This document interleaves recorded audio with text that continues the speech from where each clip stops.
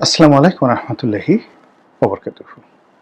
সম্মানিত দর্শক, হঠাৎ করে রাজনীতিতে আওয়ামী লীগের ফিরে আসা নিয়ে বেশ আলাপ আলোচনা হচ্ছে।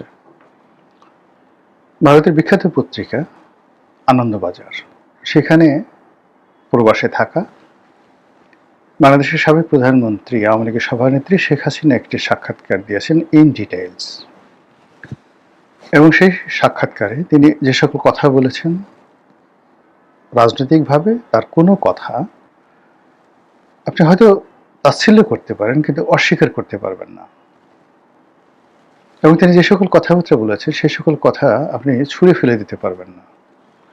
বরং তার এই বক্তব্যের মধ্যে এবং এই সময়টিতে হঠাৎ করে আনন্দবাজার পত্রিকা সহ আরও দেশ বিদেশের বেশ কয়েকটি পত্রিকায় তিনি যে সাক্ষাৎকারগুলো দিচ্ছেন, সেই সাক্ষাৎকারের মাধ্যমে রাজনীতিতে আওয়ামী লীগের ফিরে আসা নিয়ে ব্যাপক আলাপ আলোচনা হচ্ছে।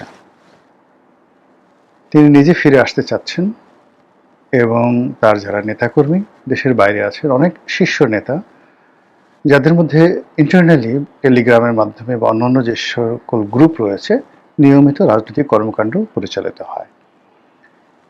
এটা গুপ্ত যুগের জামাতের যে অ্যাক্টিভিটিস ছিল, ঠিক অনেকটা সেই রকমভাবে তারা কিন্তু আলাপ আলোচনা করছেন।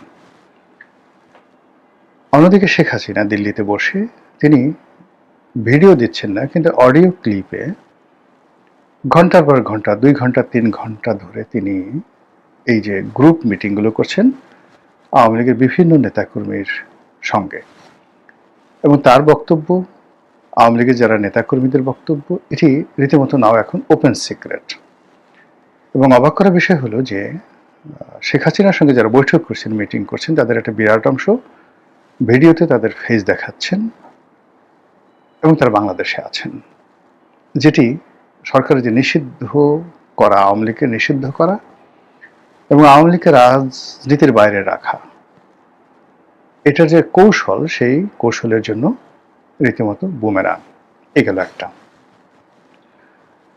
অন্যদিকে অত্যন্ত সুকৌশলে, অত্যন্ত সুকৌশলে তারা সেই ৭৯ সনে ৮০ সনে শেখ হাসিনা ফিরে আসার ঠিক ১ বছর আগে যে তৎপরতাগুলো তারা চালিয়েছিল ১৯৮০ এবং ৭৯ সনে, আবার আমি বলছি জিয়াউর রহমানের জামানাতে, তারা বিভিন্ন সীমান্তে যে তৎপরতাগুলো চালিয়েছিল ওই সময়টাতে, যখন শেখ হাসিনা দিল্লিতে এই এবারের মতোই এক্সাইলে ছিলেন, তার প্রেক্ষিতে যে বাংলাদেশে একটা পরিস্থিতি তৈরি হয়, সেই পরিস্থিতি সরকারের জন্য আসলে একটা অস্বস্তিকর ছিল। এই জন্য সরকার আসলে প্রাণান্ত চেষ্টা করছিলেন আওয়ামী লীগকে রিভাইভ করার। আওয়ামী লীগ তো বাকশালের মাধ্যমে নিষিদ্ধ হয়ে গিয়েছিল, তো সেই আওয়ামী লীগকে আবার রিভাইভ করা এবং তাদেরকে রিফাইন্ড ফর্মে আনা। তো জিয়াউর রহমান সাহেব তার সর্বোচ্চ শক্তিমত্তা দিয়ে একটি রিফাইন্ড আওয়ামী লীগ করার জন্য নানাভাবে তিনি চেষ্টা করেছেন। ওই সময়টাতে প্রয়াত মিজানুর রহমান চৌধুরী, তারপর সেই টাঙ্গাইলের আব্দুল মান্নান, আব্দুর রাজ্জাক সাহেব, তুফাইল সাহেব, ডক্টর কামাল হোসেন, এরপর যে নোয়াখালীর যে আব্দুল মালিক উকিল সাহেব, এরপর সেই প্রয়াত রাষ্ট্রপতি জিল্লুর রহমান সাহেব, মানে এই সকল বাঘা বাঘা নেতাদেরকে নিয়ে বিভিন্ন অ্যাঙ্গেলে সরকারি চেষ্টা করেছে আওয়ামী লীগকে দাঁড় করানোর জন্য। কেন? ওই যে সীমান্তে প্রবলেম হচ্ছিল এবং একই সঙ্গে জাসদ, অন্যদিকে সর্বহারা পার্টি, অন্যদিকে একটার পর একটা মিলিটারিতে কু হচ্ছে, সব মিলিয়ে মোটামুটি সরকার পাগল হয়ে গেছিল যে এটার একটা পলিটিক্যাল সলিউশন দরকার। এবং সেই পলিটিক্যাল সলিউশন যখন হলো, তখন শেখ হাসিনা চলে এলেন বাংলাদেশে। তো জিয়াউর রহমান সাহেবের সঙ্গে তিনি রাজনীতি করতে পারেনি। দুর্ভাগ্যজনক হলেও সত্যি যে তিনি আসার পরপরই খুব দ্রুত জিয়াউর রহমান সাহেব একটা নির্মম হত্যাকাণ্ডের শিকার হন।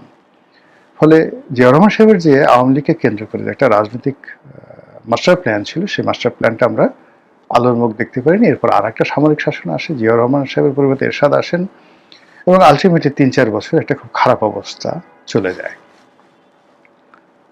দেখেন তো, সেই 1979 থেকে বা 1980 থেকে 1984 পর্যন্ত, 80, 81, 82, 83, 84, এই 4টি বছর বাংলাদেশের রাজনীতিতে যে অবস্থা বিরাজ করেছিল, আপনি একটু সাধারণ একেবারে খুব কমন সেন্স নিয়ে এখন 2026, 27, 28, 29 এই সময়টিতে কি ঘটতে পারে আপনি একটু 1, 2, 3, 4, 5 এইভাবে সিরিয়াল দেন, কমন সেন্স যে সিরিয়াল দেন যে বাংলাদেশে কি ঘটতে পারে আপনি নিশ্চিত লিখে রাখেন পয়েন্ট 1, 2, 3, তার মধ্যে দেখবেন যে সেই 1979 থেকে 1984 সন পর্যন্ত এই বাংলাদেশের রাজনীতিতে যা কিছু ঘটেছে ঠিক সেম ঘটনা আমাদের জাতির উপরে আবার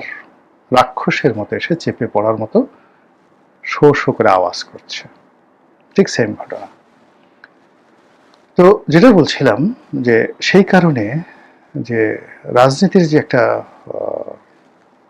ভ্যাকিউম, যে ভ্যাকুয়ামটি জিয়াউর রহমান সাহেব বুঝেছিলেন 79 সনে, এবং সেই 79 সনের যে প্রথম যে পার্লামেন্ট নির্বাচন, তার আগে রাষ্ট্রপতি নির্বাচন, সেই দুটো রাষ্ট্রপতি নির্বাচন বিএনপির জমানাতে হয়েছে। একটি নির্বাচনে ডক্টর কামাল হোসেন আওয়ামী লীগের প্রার্থী ছিলেন, আরেকটি নির্বাচনে কর্নেল M.A. উসমানী ছিলেন। এবং আপনি জানেন যে রিফাইন্ড আওয়ামী লীগের প্রার্থী হিসেবে কর্নেল উসমানীকে আসলে জিয়াউর রহমান সাহেবই দাঁড় করিয়েছিলেন, এবং কর্নেল উসমানী মূলত জিয়াউর রহমান সাহেবের প্রমোটার ছিলেন, just like a papa, papa tiger, তার উপাধি ছিল সেনাবাহিনীতে পাপা টাইগার। তো সেই সময়টা তো জিয়াউর রহমান সাহেব চেষ্টা করেছিলেন যে একটা পলিটিক্যাল সলিউশন হোক, কিন্তু সেই সলিউশনে কর্নেল উসমানীকে দিয়ে, ডক্টর কামালকে দিয়ে, তুফাইল সাহেবকে দিয়ে, আমর সাহেবকে দিয়ে, মানে যারা বাংলাদেশে ছিলেন, এটা হয়নি। অন্যদিকে হেমায়েতুল্লাহ আরঙ্গ, মানে আওয়ামী লীগের যে মিলিটেন্ট গ্রুপ যারা ছিল, যারা আব্দুল কাদের সিদ্দিকী থেকে শুরু করে লতিফ সিদ্দিকী যারা ভারতে ছিলেন, ওই সময়টাতে তাদের যে তৎপরতা এটা সরকারকে অস্থির করে তুলেছিল।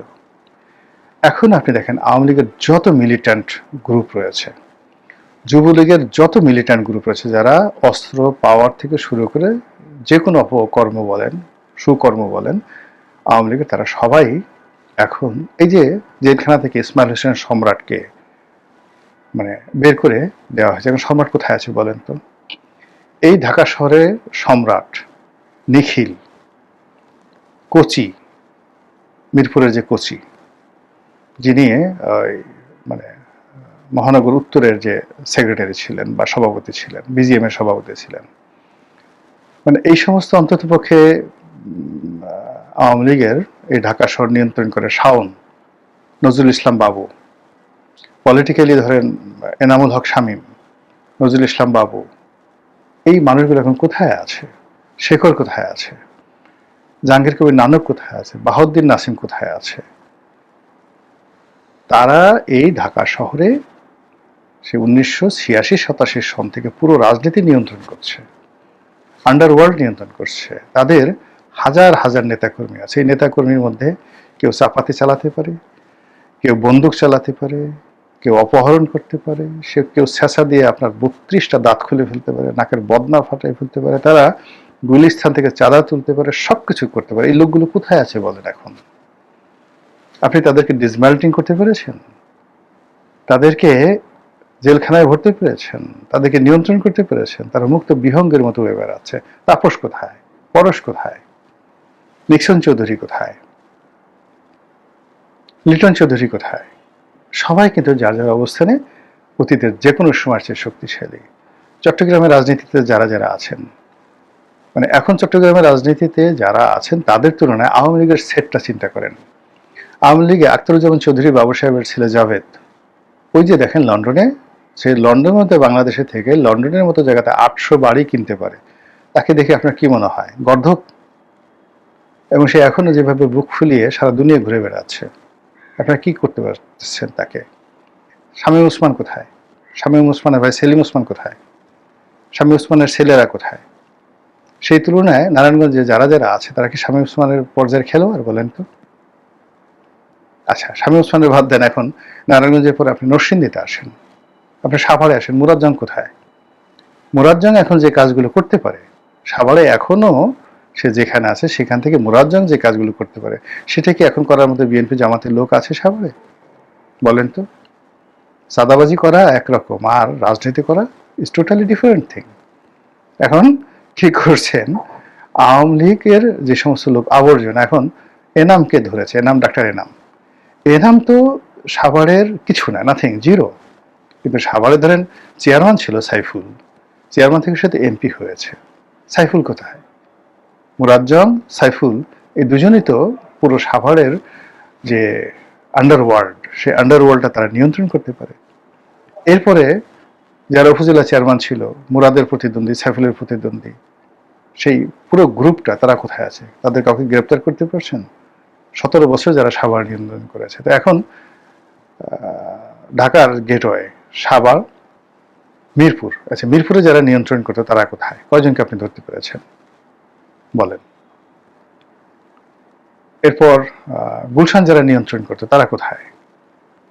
সব মানুষগুলো অক্ষত আছে with money, muscle power and with their agency. আচ্ছা, এখন বলেন তো, বেনজির, হারুন, মেহেদি, তারপর মুনির, এই যে পুলিশের অন্তত পক্ষে ইফেক্টিভ 2 ডজন যারা দেশের বাইরে রাখছেন, তাদের হাজার হাজার নেতাকর্মী, মানে প্রশাসনটাই তাদের হাতে। সেখানে জামাত যাদেরকে প্রতিস্থাপিত করেছিল আর বিএনপি যাদেরকে প্রতিস্থাপিত করেছে, যদি ওদেরকে ধরেন, ওদেরকে যদি আপনি একটা স্টিল ধরেন, স্টিলের দণ্ড, এরা মোমবাতি এখন যারা আছে, তো এগুলোতে আপনি কিভাবে ফেস করবেন? ফলে এখানে একটা পলিটিক্যাল সলিউশন লাগবে, যেটা জিয়াউর রহমান সাহেব করেছিলেন। এই পলিটিক্যাল সলিউশনটা জিয়াউর রহমান সাহেব দেরি করে ফেলেছিলেন, ফলে তিনি সাস্টেন করতে পারেন। এর কারণ হল তার ভিতরের শত্রুরা তাকে মেরে ফেলেছে। এবং যদি মাঠে শেখ হাসিনা যদি ৭৯ সালে আসতেন, তিনি যদি জিয়াউর রহমানের অ্যাগেনস্টে দাঁড়াতেন এবং ফেল করতেন, জিয়াউর রহমানই পাশ করতেন, কিন্তু জিয়াউর রহমানের সেই হত্যাকাণ্ডটি ঘটত না। এই হলো পলিটিক্যাল। তো সেই দিক থেকে এখন যারা আছেন তারা নিঃসন্দেহে আমার চেয়ে, আপনার চেয়ে, অনেকের চেয়ে ভালো বুঝেন, একটা দেশ চালাচ্ছেন। তো সেক্ষেত্রে আওয়ামী লীগের ফিরে আসা নিয়ে যে সকল কথাবার্তা হচ্ছে, এতে করে রাজনীতির যে কোর্স অফ অ্যাকশন, হিসাব, এগুলি উল্টে যাওয়ার সম্ভাবনা দেখা দিয়েছে। আর আওয়ামী লীগ যদি ফিরে আসে, এখন যারা ভাত খাচ্ছেন, পোলাও খাচ্ছেন, কুরমা খাচ্ছেন, সোনার চামচ মুখে দিয়ে, চু চু করে চুষনি মুখে দিয়ে পুরো দেশকে আতঙ্কের মধ্যে রাখার চেষ্টা করছেন, এদের অবস্থা কি হবে একবার একটু চিন্তা করেন তো ঢাকার রাজপথে। মহান আল্লাহ আমাদের সবাইকে হেদায়েত দান করুন এবং হেফাজত করুন। আসসালামু আলাইকুম রহমতুল্লাহি ওয়া বারাকাতুহু।